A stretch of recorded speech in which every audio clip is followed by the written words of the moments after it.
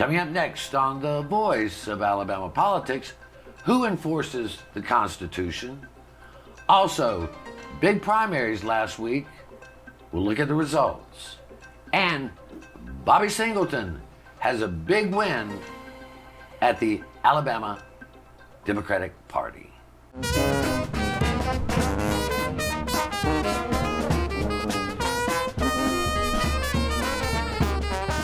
And man, does it look like the party has begun. All this and much, much more coming up next on The V.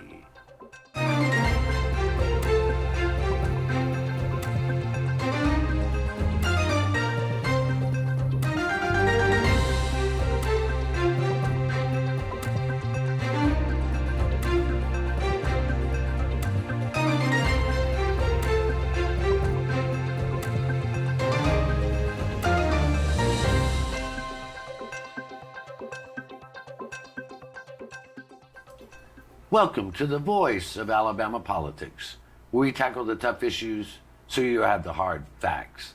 I'm your host, Bill Britt, and as always, I'm joined by Susan Britt, research guru extraordinaire, and Josh Moon, investigative reporter and columnist at APR, and an intrepid man indeed. Oh, nice. Thank you. Josh, Susan, interesting week. The plaintiffs in the Tuberville case, where they're questioning his residency, which allows him to run for governor. You have to be a resident citizen of the state for 7 years. They've questioned this. It's been before the Montgomery Circuit Court. She found that she had no authority to, in fact, hear the case. So now it's gone to the Alabama Supreme Court, and they're the only thing, it's a narrow thing they're trying to decide. And Susan, what they're trying to decide, is there any court that can actually hear this case so that the people will know whether Tommy Tuberville officially meets the residency requirement? He says he does. The Republican Party says he does. He has produced a tax document that says he does. But the question is still lingering. Yeah, Judge Reed in her initial ruling said that she didn't feel like she had jurisdiction to hear this quo warranto hearing. But now Barry Ragsdale, the attorney for the citizens, has now said to the Supreme Court, well, then you need to make a decision about where this does have jurisdiction. Does it go back down to the lower court? Does it sit with the Supreme Court? Because this is a constitutional question. Somebody in the judicial branch needs to be able to answer it. I mean, Josh, if the courts cannot answer a constitutional question, that sort of leaves us in a weird spot here in Alabama. Yeah, it is. And listen, I'll say, man, this is a very interesting thing for kind of a court lawyer nerd like myself. I'm not an attorney. I don't mean to imply that I am in any way. But I've read a lot of John Grisham novels. I think it's a very interesting thing, because you never run into a situation where there is no precedent out there for what you're going to decide. So this is a precedent-setting case, because there's not there. So this question falls into whether or not, under Alabama law, there's a court that can determine whether or not a person is eligible. And so they've tried to slide it into this gap between once he's certified, and the state does recognize that as a quasi-state official at that point, in some regards, but not necessarily in a courtroom, in a legal setting. It does, again, it does recognize it as a quasi-state official, which he should be then beholden to the requirements of the job. That's their argument. His attorneys, he's got a good one in Joe Espy, and they're arguing, no, look, everything's laid out by the law, because our legislature, like a lot of legislatures around, have taken the stance that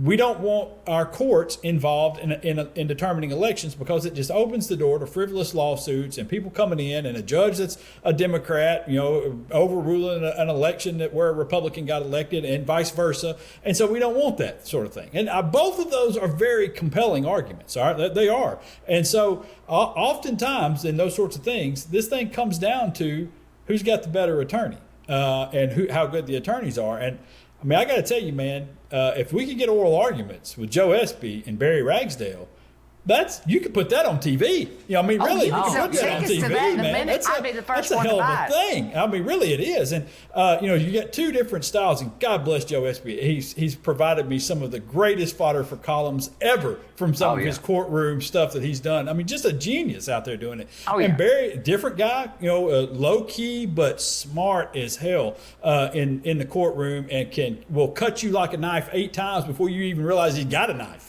And it's just that I think I don't know what's going to happen in this. I don't know where it's going to go, but I do think that both sides of it have very, very compelling arguments. They do, and they're very great attorneys.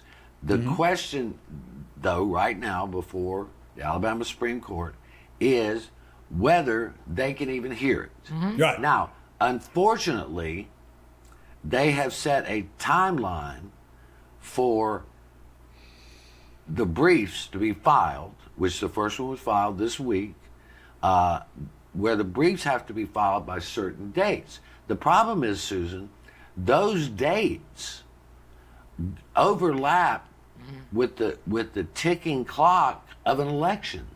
When a candidate is put on the ballot and all that, and the clock is going to run out on all that before we get to the critical question of can they hear it, and then the more critical question of whether it can be sent back to a lower court for them to actually hold a hearing. We're going to run out of time. Yeah, because what we get into here is should they decide that they do hear it, and they decide that Tommy Tuberville does not qualify, then the Republicans cannot replace him on the ballot. Should that happen? But that, who knows at this point if anybody's going to hear it? Who knows, what's going to happen? But yeah, it's against this ticking time bomb of who's going to be the Republican on the ballot. And Josh, and help me here if I'm wrong, but this thing could drag out long enough for Tommy Tuberville, if he wins, to be elected governor, but not seated. So what happens then?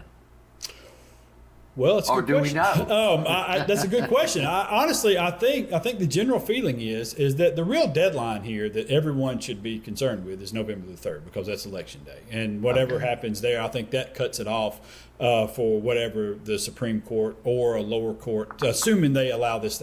Let's say the Supreme Court ultimately rules by first part of September that this thing can advance. That at that point it's too late to replace Tommy Tuberville. So the only option here is you're going to go into, if the lower court rules that he's not a resident citizen, the Republicans then have his name on the ballot and all the votes for him are discounted.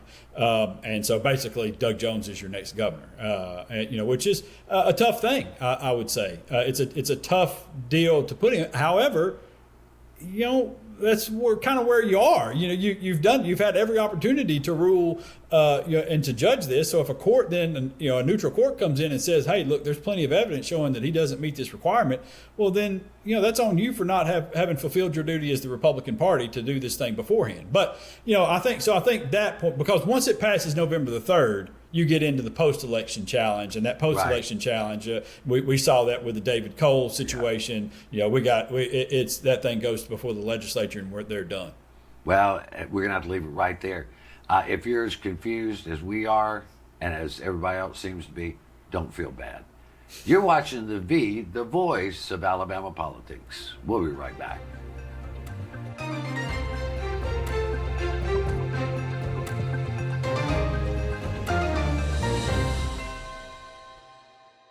Your property is your home, your investment, and your legacy. Across the country, scammers are filing fraudulent deeds, often without the owner knowing until it's too late. REACT is a free alert system. If a document is filed using your name or tied to your property, you'll be notified within 24 hours. Property fraud is a crime, and the faster we know it, the faster we can act. Sign up today. Protect your property, protect your legacy. You feel the wind before you see the truck. Yeah, those big mirrors, they come closer than you think. We're just trying to rebuild Alabama here, improve the roads and stay safe. At the end of the day, we're just regular folks trying to do our jobs, rebuilding Alabama, and get home to our families. We're working for you in Alabama's work zones. Help us get home. Drive safe, Alabama.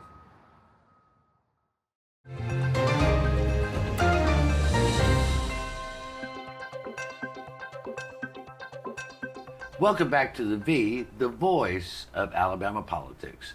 Recently, the Alabama Democratic Party did something that looks like it is going to unite the party. They have elected Bobby Singleton, State Senator Bobby Singleton, to lead the party along with Vice Chair Caroline Self. Josh, this looks to be a moment where the Democrats can actually seize it, bring the party together, and start to rebuild what they lost in 2010. Yeah, I can't wait to see how they screwed up. No, I'm just kidding. That's just really, a little joke, kind of bringing in some humor for the things that have happened over the last few years. But you're right. You're right. There was a lot of energy. There was a lot of enthusiasm. There was just a lot of unity that you haven't seen before. This is different than what happened in 2019. Okay, this was not. They didn't have the same animosity in the room. There's not the same fighting that's going on after it's over with. I think even the Joe Reed folks who are there have mostly accepted this. I still think there's some holdouts who are, being squeaky wheels on some stuff. But I think as this thing rolls along and people see what's going to happen with the planning and what Bobby Singleton's going to be able to bring, what Caroline Self is going to be able to bring, I think they'll understand a lot better about what the party should be doing, how it should have been functioning, what is possible. And I mean, listen, it couldn't happen at a better time, because right now the Democrats have all the momentum that they've had in 20 years, more momentum than they've had in 20 years. And I think it was a great thing for them to do, to have a chance to turn this state back into a two-party system. Susan, you and I have known Senator Singleton for almost 2 decades. Yes. And I mean, he is a force of nature inside the Senate, where the Republicans are the dominant majority, and the Democrats have very little power.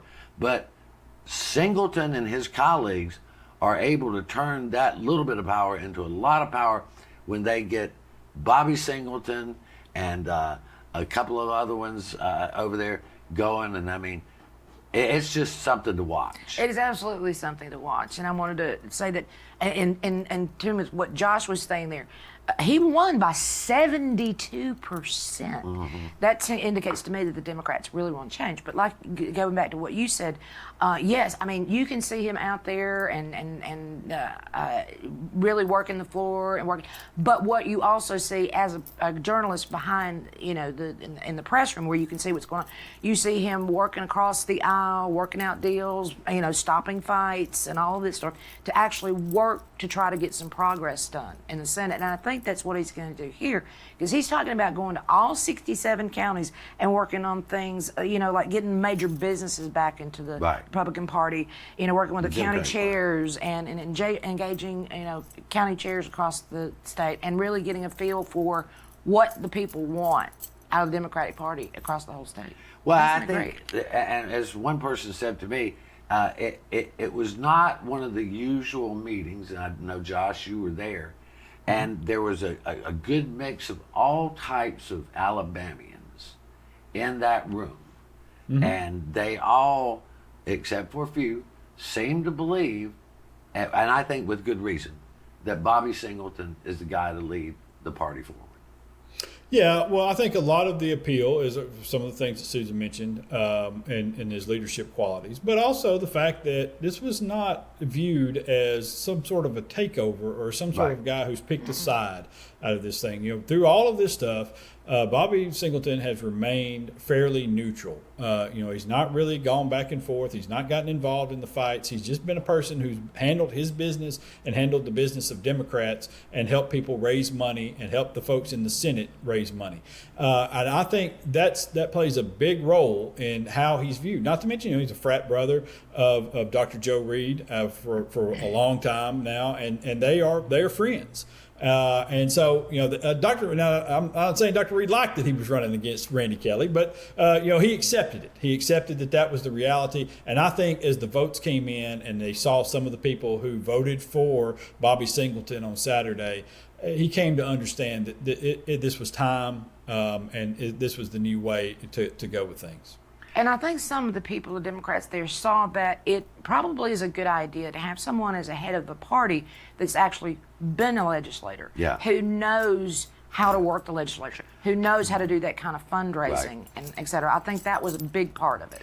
We only got about 2 minutes left, but I do want to move to this. There are so many internal divisions within the ALGOP, within the Alabama GOP, that it is becoming where they oppose each other more than they oppose anything else, right? And one of the big issues, and there's a big divide, is this idea of closed primaries. I mean, Ernie Yarborough, who is, a right-wing extremist, would be kind. You're being nice. And they want to close the primaries so that no Democrat can vote in a primary for the GOP, and no GOP can vote in a Democratic Party. The problem is there are plenty more independents in Alabama than there are anything else, and it leaves those of us who don't want to vote on party lines out in the cold when it comes to primaries. Absolutely does. I mean, because I am not going to identify as one or the other, because I don't vote based on party. I base my vote upon the person and the policies that they're telling me that they're going to pay attention to. And Josh, I don't think I think there are plenty of Republicans that realize if they close the primary, all they're going to get is the craziest candidates possible, for the most part. And it's going to hurt the middle of the road or the moderate or what used to be called a conservative. It's going to hurt them. Yeah, it's probably one of the most anti-American things I've ever heard of, really. I mean, where you've got to pledge loyalty to a party, to an organization, in order to cast a vote in a public election in which we're paying for. Yeah, taxpayers are paying for. Listen, you want to close the primary? Fine, you pay for it. You pay for it. Yeah. If you want to close primary where only Republicans can participate, let the Republican Party pay for it. But the crazy thing to me is, most of Republicans I talk to, and these are smart people, these are conservatives, who say closing the primary will be the biggest blunder the Republican Party has made, well, since they elected Robert Bentley. You're watching The V. We'll be right back.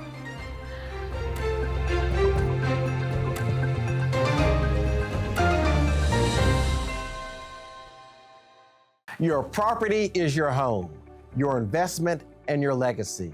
Across the country, scammers are filing fraudulent deeds, often without the owner knowing until it's too late. REACT is a free alert system. If a document is filed using your name or tied to your property, you'll be notified within 24 hours. Property fraud is a crime, and the faster we know it, the faster we can act. Sign up today. Protect your property, protect your legacy. Alabama has a hands-free driving law, and that means you can't hold your mobile phone while making a call. Oh, and no writing messages, recording, or watching videos either. Plus, you can only use a single button or swipe of a finger to answer a call. So what's a driver to do?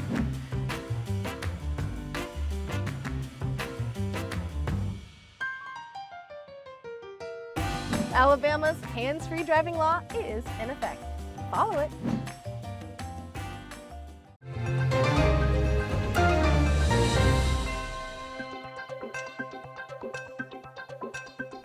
Welcome back to The V, the voice of Alabama politics. This past week, we had primary elections based on maps that were deemed racially gerrymandered and those maps were deemed illegitimate by the Supreme Court. Fast forward a couple of years, all of a sudden the Supreme Court goes, shma, they're not racially gerrymandered. They're gerrymandered, to serve the party preference, the party in power preference. So we don't know if they were lying to us then or lying to us now. But somewhere along the line, there was a big lie. But they say there was a shift in the thinking on this. Well, the court shifted their thinking on Dred Scott. You ought to be proud of yourselves. But anyway, so that caused Alabama to go back to the 2023 illegal maps to run what is now the legal gamut. All right. So, Susan, we had some big winners. We had some not big losers. Everything turned out as expected. I think the biggest takeaway out of this is that just a little over 5% out of 6 congressional, was it 6 congressional districts? It was 5. 5 congressional districts. Only a little over 5% actually participated in these elections. And that speaks to enthusiasm to me. It does, and I was shocked. I mean, I figured it might get closer to 10 than that. I had no dream that it even getting near 20. But the fact that we're just not having people participate, first of all, how many people really listened and knew that there was going to be a second primary because of these maps? That I think would have played a big factor in it. And there's also just not the enthusiasm with all the stuff that's going on nationally right now. I mean, Josh, you have a huge race down in the 2nd district where incumbent Shomari Figures, only the 2nd black representative of Alabama, district of Alabama, is facing off against Rhett Marques, who is a Trump endorsed, Katie Britt endorsed, everybody endorsed, white Republican. That is going to be a match that draws national attention, and it already is. But that's the big, not to play too much attention on, that is the Marquis race and the Marquis and Figures race. That's the one that will figure out the most. Yeah, no, you're right. Listen, the Democrats had no real draw in this thing. Right. For the most part, there was no big races on the Democratic side. I mean, that's why the turnout was so low because nobody wants to vote for Republicans right now because they're not offering anybody any solutions for anything ever, and then the things that they do say nobody likes. It's tough to run on a pro data center platform right now, and that's what Marcus is running on in the 2nd district. What Carl's going to run on is what everybody in the Republican Party right now has got to run on because that's where they're leading from the top of the ticket with Tommy Tuberville all the way down. They seem to be.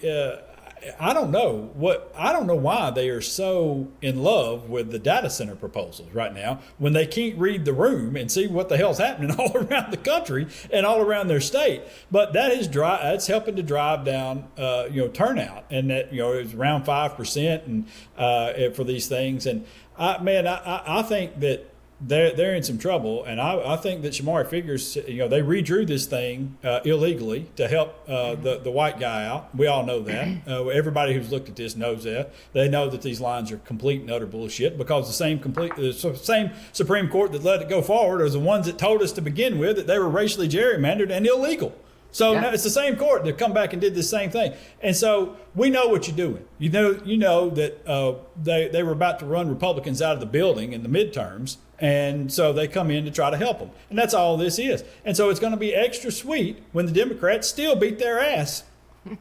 Well, look, there are a lot of staunch Republicans that are sick and tired of the nonsense going on inside the Republican Party. They're just angry, but they are not sure what to do. And the thing is, a two-party system in a state like Alabama would be revolutionary because we've had one-party rule for so long that, again, the Democrats did the same thing the Republicans did in that they started fighting each other over ideological purity and where the party was going and blah, blah, blah, blah, blah. And we're back there. And this whole thing, and look, I like Jerry Carl. I don't know Rhett Marques. I don't know him at all. I don't really know Shomari Figures or all that. But I would think we would really want competitive races so that the best person represents the state. But we don't Absolutely. see that. No, absolutely. That's exactly what we want. But, here's the problem. This is why the Republicans, their voters, are they don't know what to do. You do know what to do. You just don't want to do it. You do know that when you go out there, that there's only one candidate in that race that's offering. Let's take Shomari Figures and Rhett Marques. There's only one candidate that's offering you solutions for affordability, for healthcare problems, for the data center issue. There's only one candidate that's offered you any solution. The other guy is going to talk about transgender athletes who you've never met. They've been talking about it for 10 damn years now, and you've still never met a transgender athlete, right? No, nobody knows anything. But your bills are up, right? You can't afford groceries. If you're a farmer down there, that you're getting screwed over every single day by these people who promise to protect you if you just vote for them, and they've done nothing. You were much better off during the Biden administration and when Democrats were in control of things. And so there's only one choice. The question is you going to take off the jersey and go vote for the better person, or are you going to be led around by the nose by this ridiculous team aspect of politics? Remember, you can double dot your ballot. If you want to vote straight Republican or straight Democrat and you see somebody on the other side that you think would do a better job than that person that's on the straight ticket, double dot it. It will not invalidate your ballot. Well, the one big thing that we are seeing is that people are becoming more concerned about the cost of living. As they should be. And they always blame that on the party that's in power. And it's their fault. It's literally their fault. Well, it's the tariffs and the shit that he's doing. That's their fault. I understand. And even here in Ruby Red, Alabama, President Donald Trump's polls are upside down. So it's going to be interesting to watch. It's going to be a lot of fascinating races out there, from the governor's office down to city councils. We'll just watch and see, and we'll report the news and give you our opinion as it happens. You've been watching the voice of Alabama politics. You watch us because we watch them.